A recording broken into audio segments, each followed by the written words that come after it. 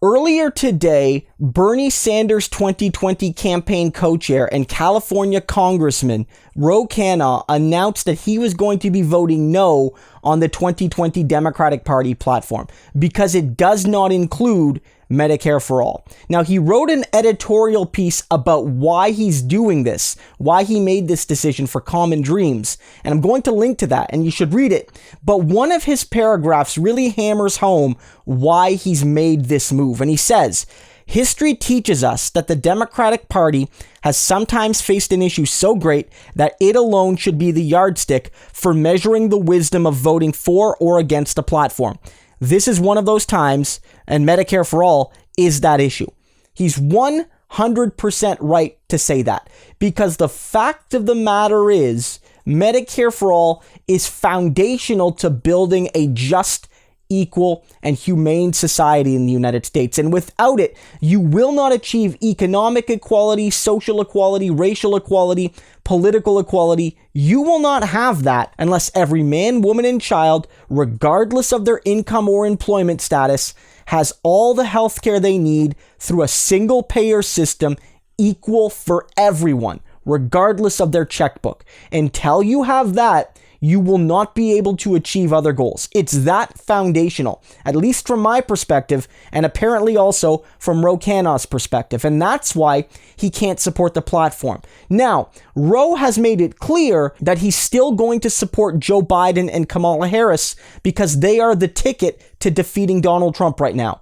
The reality of the two-party system is that it's either going to be Trump or Biden, Trump-Pence versus Biden-Harris, and that's the reality, and he acknowledges it, and defeating Donald Trump is goal number one.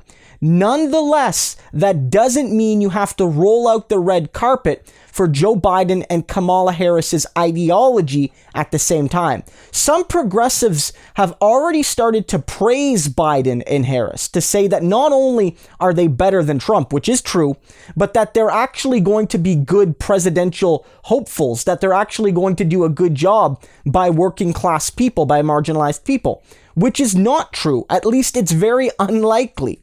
Joe Biden's going to be awful for working class people. Kamala Harris, probably not a whole lot better. They're not going to be great for marginalized people. They're really not going to be. And there's nothing wrong with saying that and then also saying, better than Trump and Pence, so I'm going to vote for them. That's a reasonable position. And what you're doing when you're saying, look, I support the nominee, but not the platform, is that you're refusing to put yourself on the back foot when it comes to opposing Biden and Harris and the Democratic Party establishment after November. Let's say Biden and Harris win. I hope they do. They're going to be better than Trump and Pence.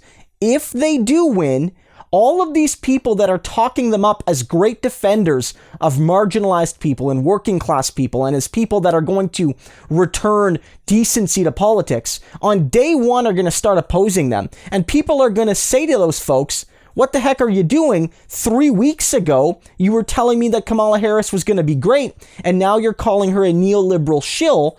Why the change of the discourse? Whereas the people that are going to be truly effective are going to be the ones that were honest. The Democratic Party ran an awful platform and ran candidates that don't have views that reflect the party's values or working class values, but they were better than the alternative, so we voted for them, but never with stars in our eyes. And that's what you need to do here.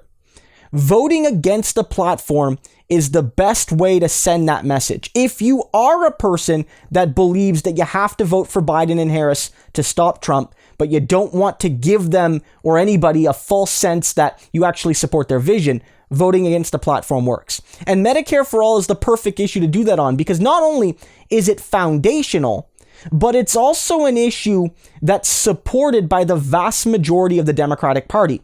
You're going to hear some centrists, a lot of, blue MAGA Twitter, say that Ro Khanna and those Bernie delegates, the regular delegates voting against this platform, are dividing the party. But the fact of the matter is, 90% of Democrats and a majority of independents, and therefore a majority of Americans, support Medicare for All. If anyone's dividing the party, dividing the progressive voting base, it's the party establishment that looked at that 90% of Democratic registered people and said, screw them. We're going to just ignore them and give them the exact opposite healthcare policy they want.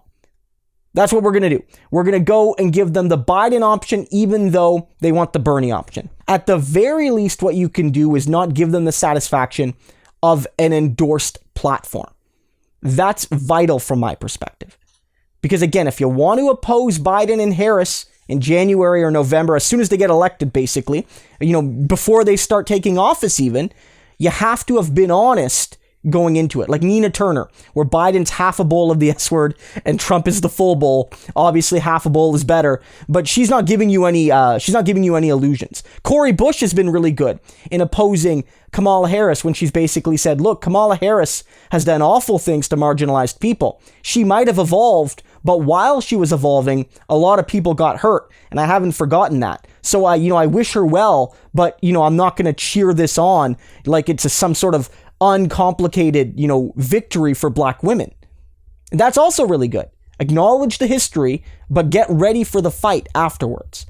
And I think that's something that we really need to see. Too much of this, let's praise Biden and Harris, let's get ready to defeat Donald Trump by making them look good. Don't lie to people. Oppose this neoliberal, anti-working class platform that doesn't include a lot of other things people want, like a genuine Green New Deal. It doesn't include decriminalizing things that have harmed poor and black communities. It doesn't include real efforts to reform campaign finance. It doesn't permanently change the party rules to get rid of the unaccountable superdelegates. There's not a whole lot of victories for the left, for progressives, in this platform, and it should be rejected. It 100% should be rejected. So, Ro Khanna should be praised here.